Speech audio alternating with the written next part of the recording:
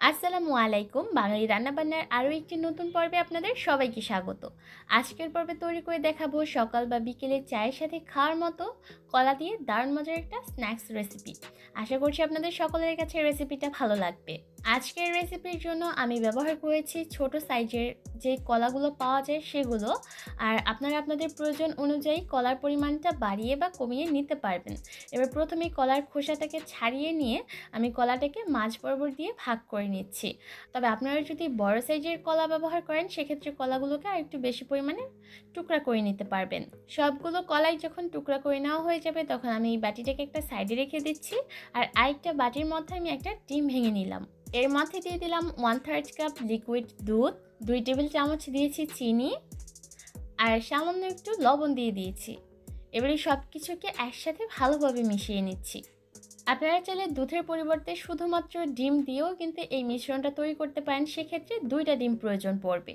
আর খুব ভালোভাবে ডিম আর দুধের মিশ্রণটাকে ফেটিয়ে নিচ্ছি। আর ফেটানো হয়ে গেলে চলে যাচ্ছি পরবর্তী স্টেপ। একটা বাটিতে আমি আধা কাপ পরিমাপে ময়দা নিয়ে নিয়েছি। এবার টুকরা করে নেওয়া কলাগুলোর থেকে একটা কলার টুকরা নিয়েছি আর এই ময়দার মধ্যে ভালোভাবে গড়িয়ে নিচ্ছি।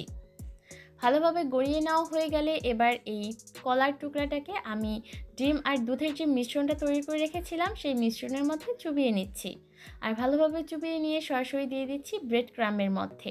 আমি এখানে 1.5 কাপ পরিমাপে ব্রেড ক্রাম্ব ব্যবহার করেছি। আর এবার এই কলার টুকরাটাকে ব্রেড ক্রাম্বের মধ্যে খুব ভালোভাবে গড়িয়ে নিতে হবে। একটু চেপে চেপে এই কাজটা করবেন যাতে করে ব্রেড ক্রাম্ব কলার সাথে খুব ভালোভাবে আটকে যায়। আর এভাবে করে সবগুলো কলাকেই আমি ব্রেড ক্রাম্ব দিয়ে কোট করে নিব। আর এগুলো কোট করে নিয়ে চলে যাব ভাজার জন্য। ভাজার জন্য চুলায় পর্যাপ্ত পরিমাণ তেল খুব ভালোভাবে গরম করে নিয়েছি। এবার একে একে কলাগুলোকে তেলের মধ্যে ছেড়ে দিতে হবে।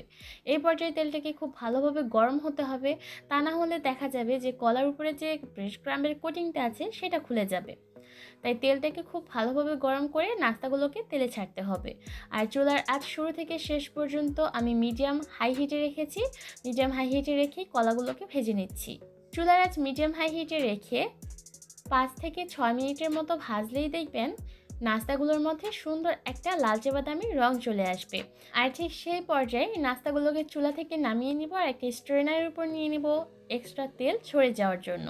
আর অবশ্যই চেষ্টা করবেন এই কলার তৈরি করা নাস্তাগুলোকে গরম গরম সার্ভ করার জন্য। এতে করেই কিন্তু নাস্তাগুলো খেতে বেশি ভালো লাগবে। একদমই সহজ আর চটজলদি তৈরি করা যায়, সেই সাথে উপকরণও লাগে অনেক কম। বাড়িতে বানালে দেখবেন ছোট বড় সকলের কাছে ভালো লাগবে। আজকের মতো এখানেই বিদায় নিব। সবাই অনেক ভালো থাকবেন। আল্লাহ হাফেজ।